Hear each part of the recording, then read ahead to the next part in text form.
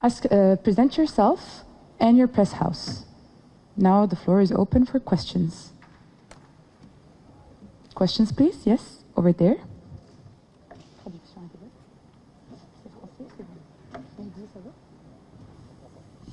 Ça va commencer maintenant. Yes, please. Coach, bonjour. Je suis là, coach, à gauche. Ftabin Ali, je suis un de la radio algérienne. Coach, on a oublié le match du Maroc maintenant, on passe au match du Qatar demain. Quelles sont déjà les premières consignes que vous avez données à vos joueurs sur ce match et comment vous avez récupéré par rapport au match du Maroc? Bismillahirrahmanirrahim, salam alaikum à tout le monde. Écoutez, oui, comme vous l'avez si bien dit, maintenant le match du Maroc est derrière nous. Et ça, dès le lendemain du match de cette qualification contre le Maroc. Non, comme je vous l'ai dit depuis un certain temps, on a la chance d'avoir des joueurs d'expérience qui ont gagné la CAN avec des joueurs qui ont un esprit de compétiteur. Donc la chose s'est faite naturellement, les joueurs se sont reconcentrés, se sont concentrés sur la récupération. Et c'est ce qu'ils ont bien fait. Et puis maintenant, voilà, on travaille sur l'équipe du Qatar, sur tous les aspects. On ne va pas rentrer dans les détails sur ce que j'ai dit aux joueurs ou pas, mais voilà, depuis le début, on prépare les matchs comme une finale, avec la même façon, le même respect, quel que soit l'adversaire. Et Inch'Allah, qu'on soit prêt pour cette demi-finale, qui sera un beau match. Questions, please.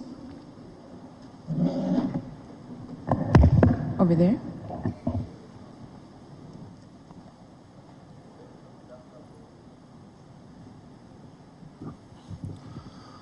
Bonjour coach, Ardouan Bouhanika, Al-Haddaf TV.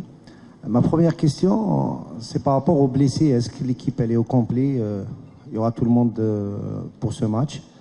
Et ma deuxième question concernant le cas de Amir Saïoud. Est-ce qu'il est blessé ou c'est un choix tactique de ne pas être titulaire ou remplaçant pendant les derniers matchs? Merci.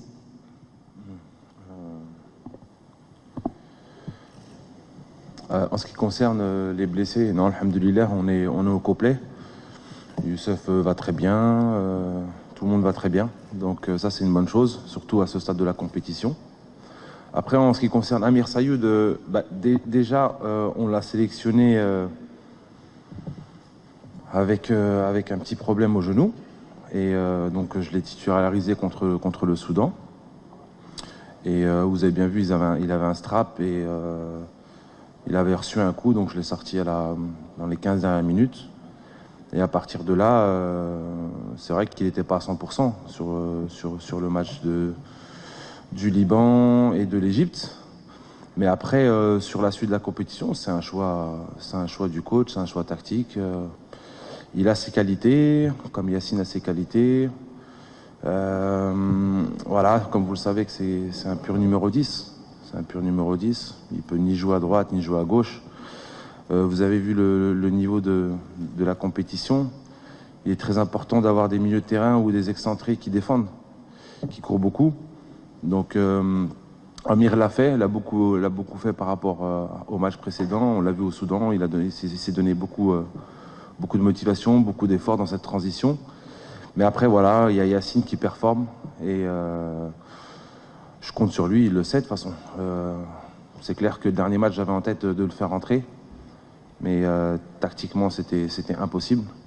Mais c'est quelqu'un qui peut nous apporter justement sa petite touche technique sur les 30 dernières mètres, ses petites passes décisives. Donc voilà, c'est un mix des deux, blessure et choix tactique. Before taking the next questions, please, we kindly ask our photographers to put away their cameras. Thank you. Next question over here. Microphone, please. Over here.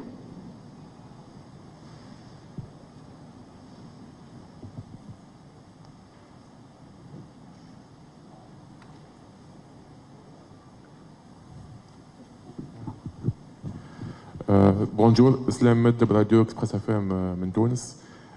كوتش حبيت نسأل فيزيكمون كيفاش حاضرين المقابلة خاصة بعد مقابلتين اثنين قوية ضد منتخب مصر كذلك ضد منتخب المغرب لعبتوا تقريبا 120 دقيقة.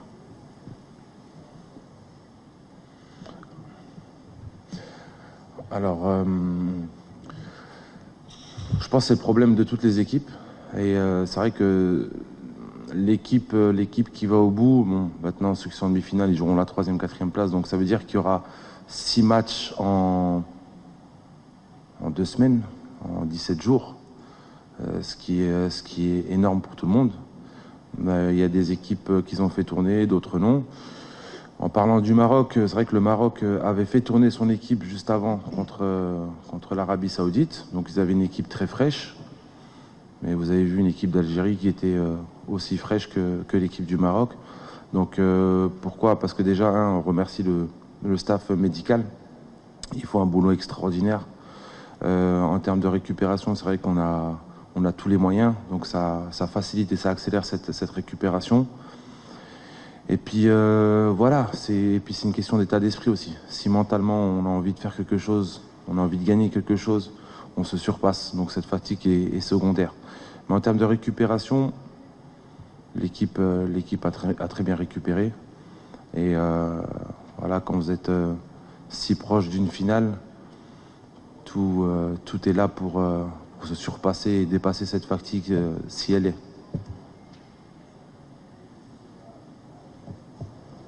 Question over here, please. Bonjour coach, Ali de l'AFP. Après l'expérience de la Coupe arabe, comment voyez-vous la préparation du Qatar à accueillir la Coupe du Monde 2022? Comment s'est passée votre expérience lors de ce tournoi, d'accès facile aux hébergements, installations d'entraînement, et quelles sont les questions d'organisation qui ont besoin d'être améliorées à votre avis? Écoutez, j'ai eu la chance en tant que joueur de jouer 2 Coupes du Monde et je ressens exactement la même chose en termes d'organisation de ce que j'ai vécu avant.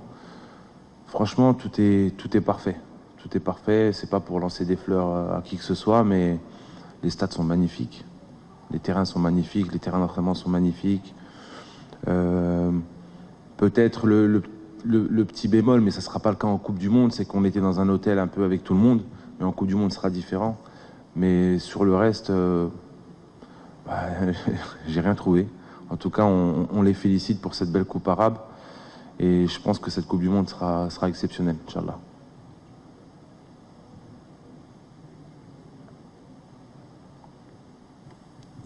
السلام عليكم. محمود الفضلي جريدة استاد دوحة. كوتش، أنت تعرف شخصيا الكرة القطرية وتعرف بعض اللاعبين القطريين، بالإضافة إلى أنه هناك لاعبين في فريقك ينشطون في الدوري القطري.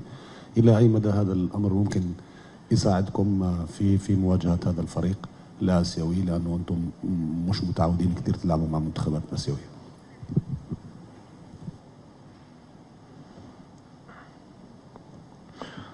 Ouais, ce qui est sûr, c'est que en tant qu'entraîneur, c'est toujours bien de connaître les joueurs et l'équipe plus dans le détail, sachant qu'on a évolué ici, que nos joueurs évoluent ici. Après, c'est pareil de l'autre côté aussi. Le Qatar connaît beaucoup de nos joueurs, donc voilà, c'est un point important. Parce que le football, c'est ça, c'est les détails. Essayer de connaître l'adversaire et les joueurs jusqu'aux petits détails, ses forces, ses faiblesses.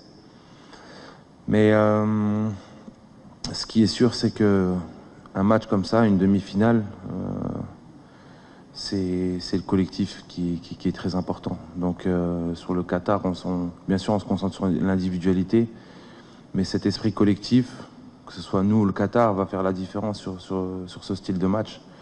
Parce qu'une demi-finale, vous êtes à une marche de la finale. Vous avez pu le voir contre le Maroc. Certes, le côté tactique est très important, mais c'est à celui qui en veut le plus, à celui qui a envie d'aller au bout, celui qui a envie de se surpasser et de tout donner, parce qu'on est à 90 minutes d'une finale. Donc voilà, en tout cas, pour résumer la chose, c'est toujours bon de connaître l'adversaire, que ce soit nos joueurs qui ont l'habitude de jouer contre eux ou l'entraîneur. We have a question at the back here. Oui, David Dahak de Foot. Une question toujours à l'entraîneur. Majid, quand tu es arrivé ici au Qatar, depuis que tu es arrivé, tu as aussi entraîné les U23 de l'Khouya. Quelle est l'évolution de ce football que tu as pu voir chez les joueurs ou dans la formation en général? Quelle est l'évolution que tu as observée? Bah, écoutez, j'ai eu l'occasion pendant ces derniers mois, ces dernières années, de suivre les joueurs que j'avais en U23. Bonne évolution. La plupart des joueurs qui étaient par exemple des U19, maintenant ils jouent quasiment tous titulaires en équipe première. Il y a une amélioration. Après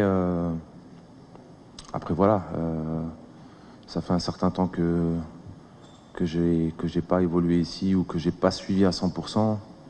Mais des joueurs que j'ai pu entraîner, oui, j'ai vu une évolution. Des joueurs aussi de Al-Saad ou Rarafa qui sont tous quasiment maintenant titulaires en équipe première. Et en fait, ils ont préparé l'avenir. Ils ont préparé l'avenir pour l'équipe nationale.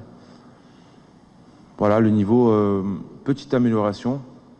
Mais je peux pas trop rentrer dans les détails parce que voilà, ça fait longtemps que j'ai pas mis mon nez dedans. We have a question here, please. Microphone.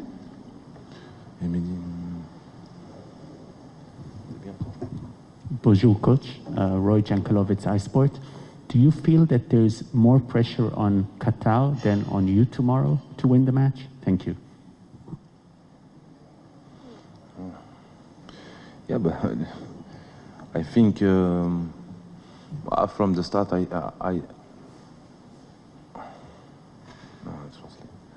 in English is okay ou en français? Français? Ok, français.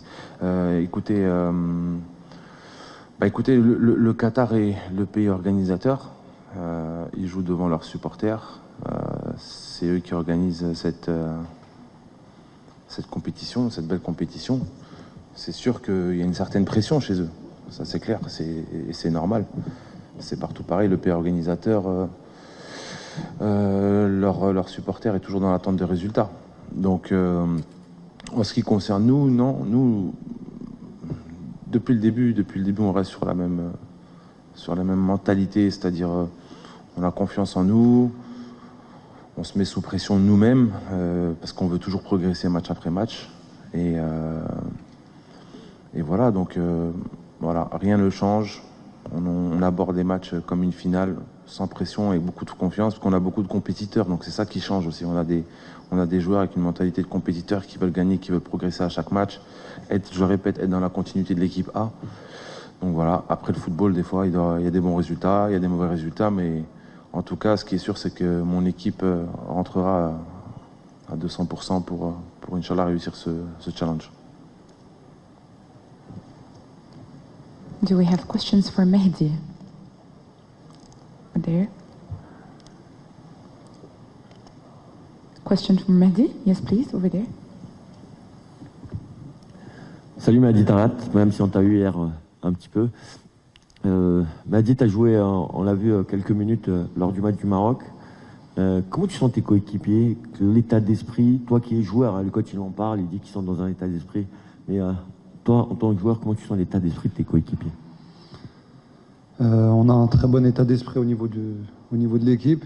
Il y a un mélange qui s'est fait entre les plus jeunes et des joueurs un peu plus expérimentés. Tout le monde est très motivé. Donc, globalement, un très très bon état d'esprit.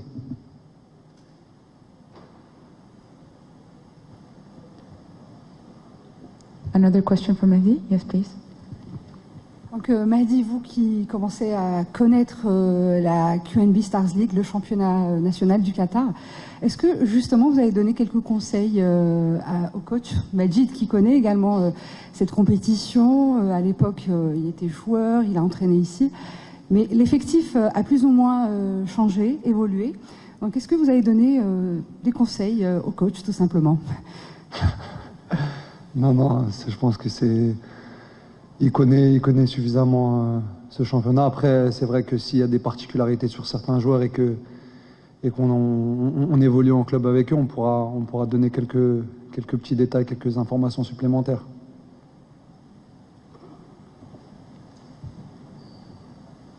Next question, please.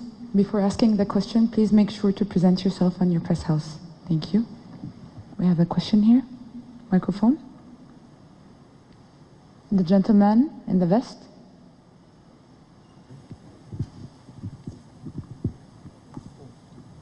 No?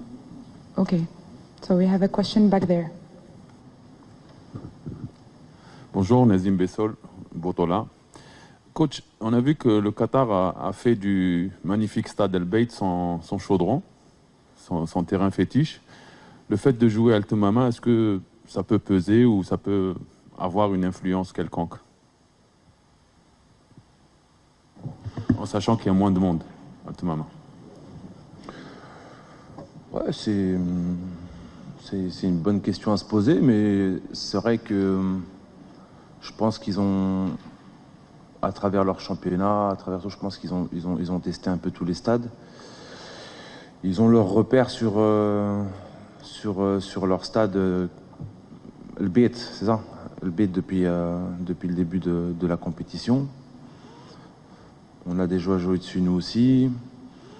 C'est vrai que je trouve, c'est plus un petit chaudron, c'est renfermé, on ressent plus les supporters. Après, je pense pas que ça va faire une grande différence. Mais voilà, ce qui est bien, c'est qu'on a joué dessus juste avant. Les joueurs ont un peu leur repère.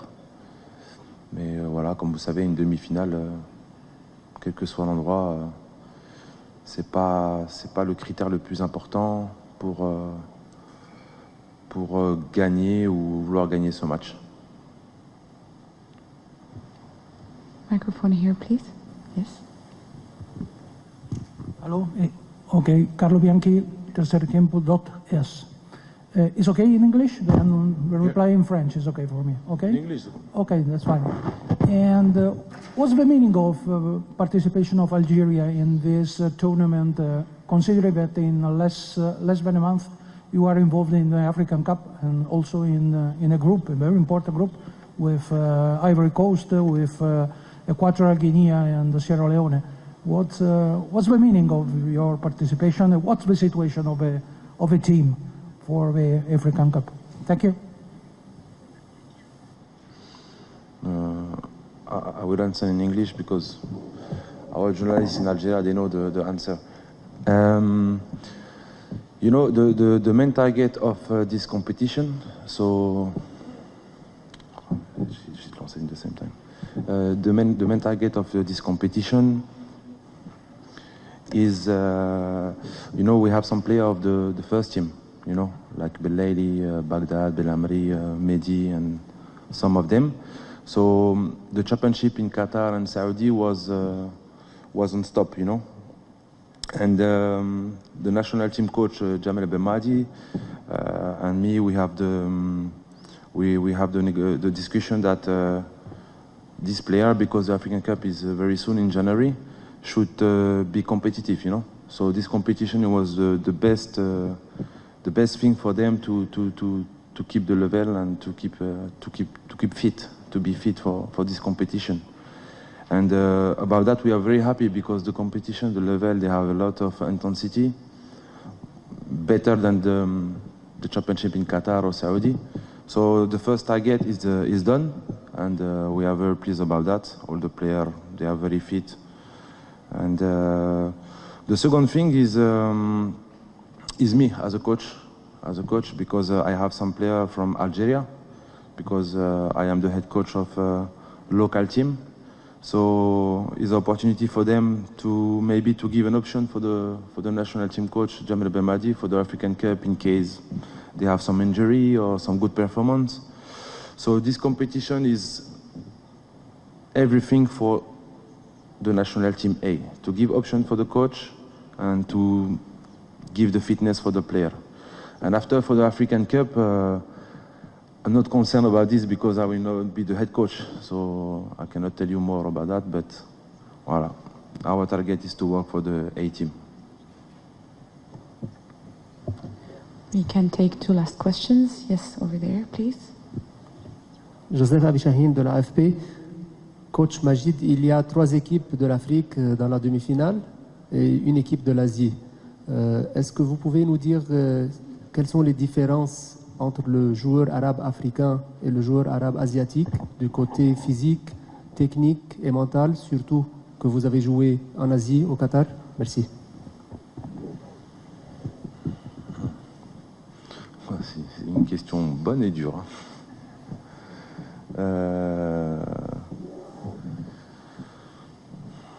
Bon, je vais rester vague. Les deux ont leur qualité, ont leurs défauts. Ouais.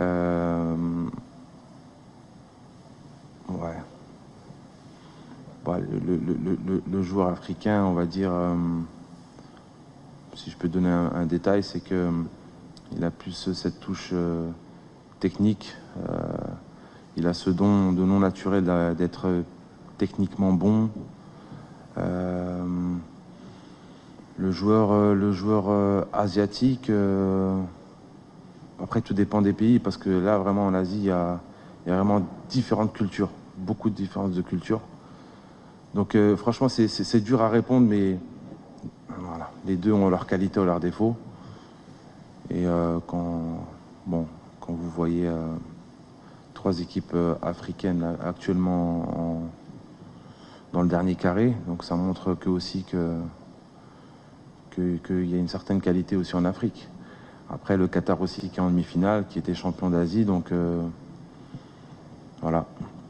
Donc le meilleur est ici du côté asiatique et les meilleurs du côté africain sont là, avec une dominance africaine actuellement. Et c'est ce qui est le charme de cette Coupe arabe, ce mix de rencontres entre le style asiatique et le style africain. Mais voilà, pour finir, c'est dur de comparer. Les deux ont leurs qualités, leurs défauts, sans vouloir vexer qui que ce soit. Thank you, Coach. We can take one last question.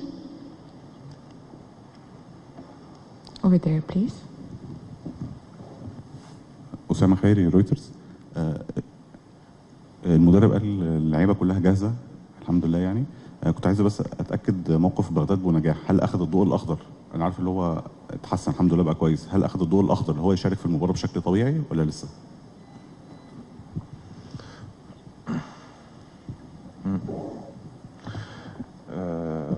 Oui, alhamdoulilah, tout le monde est prêt. Bagdad a eu le feu vert. Belali, pareil, aucun souci. Il a fait les examens juste après le match. Alhamdoulilah, tout se passe bien. Aucun blessé. J'ai l'équipe au complète. Donc tout le monde est prêt, Inch'Allah, pour cette belle rencontre. Before ending our press conference, please note that we are having the official training for Team Algeria at 6:30 p.m. at Al Aigla Training Site 1. Thank you all for coming. Thank you, Coach. Thank you. Thank you, Mehdi. Thank you. Thank you.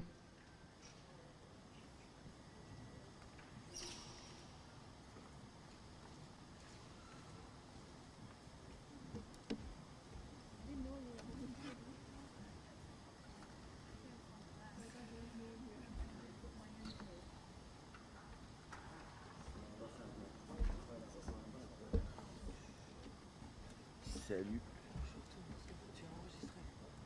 مونطيت وبعدتها هذيك مونطيتها وين مونطيتها هذه كيف